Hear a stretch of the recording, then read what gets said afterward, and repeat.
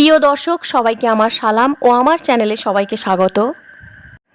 আজ আমি আপনাদের সাথে শেয়ার করতে যাচ্ছি লোটে মাছের রেসিপি। মাছটা একেবারে জিভে জল আনার মতো রান্না হয়েছে। যেমন মাছ রান্নার কালার তেমন টেস্ট ও ঝাল ঝাল হয়েছে। আপনারা অবশ্যই একবার রান্না করে দেখতে পারেন। এখানে 750 মতো লোটে মাছ নিয়েছি। মাছটা আমি ভালো করে কেটে পরিষ্কার করে নিয়েছি। প্রথমে কড়াইতে সরিষার তেল দেব, 1 চা চামচ গোটা জিরে দেব, এর সাথে 2টো শুকনো লঙ্কা দেব এবং 2টো মাঝারি সাইজের পেঁয়াজ কুচি দিয়ে দেব। পেঁয়াজটা আমি লাইট ব্রাউন করে ফ্রাই করব। এবার 4টে কাঁচা লঙ্কা, 1 চা চামচ আদা পেস্ট ও 1 চা চামচ রসুন পেস্ট দিয়ে দেব। এবার আদা রসুনটাও ভালো করে ফ্রাই করে নেব। এবার 1 চা চামচ নুন, 1 চা চামচ কাশ্মীরি লঙ্কা গুঁড়ো, 1 চা চামচ হলুদ, 1 চা চামচ ধনিয়া, 1 চা চামচ জিরে গুঁড়ো দিয়ে দেব। এবার মশলাগুলো ভালো করে ফ্রাই করে নেব। এবার 2টো মাঝারি আলুর টুকরো দিয়ে দেব। এবার আলুগুলো মশলার সাথে ভালো করে কষে নেব।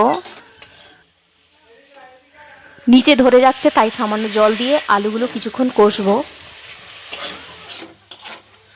আলু ও মশলা ভালো করে কষা হয়ে এসেছে। দেখুন কালার একেবারে ব্রাউন হয়ে গিয়েছে।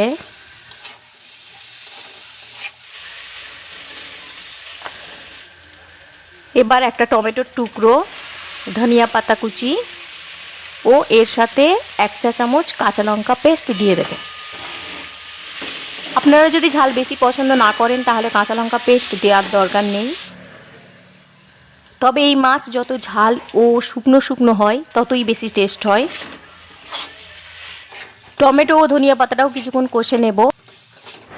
একটা মাছ আমি 2 টুকরো করে নিয়েছি। এবারে মাছগুলো দিয়ে দেব। মাছটা গরম হওয়ার আগে আমি কিছুক্ষণ মশলার সাথে ভালো করে কষে নেব। মাছটা খুবই নরম, তাই গরম হলে বা ফুটে উঠলে ভালো করে নাড়া যাবে না, তাহলে সব কাঁটা থেকে ছেড়ে যাবে।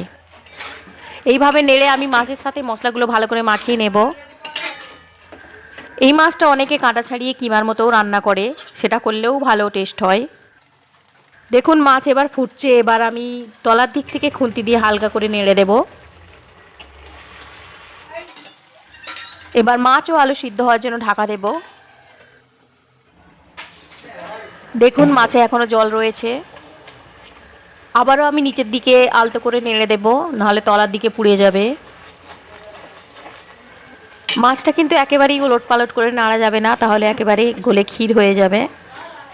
যদিও তাতে খেতে খারাপ লাগবে তা কিন্তু নয়, সেটাও আলাদা ধরনের টেস্ট আনবে।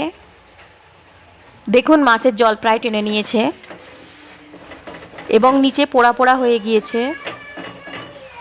রেসিপিটা অবশ্যই আপনারা ট্রাই করে দেখবেন এবং ভালো লাগলে অবশ্যই কমেন্ট করবেন।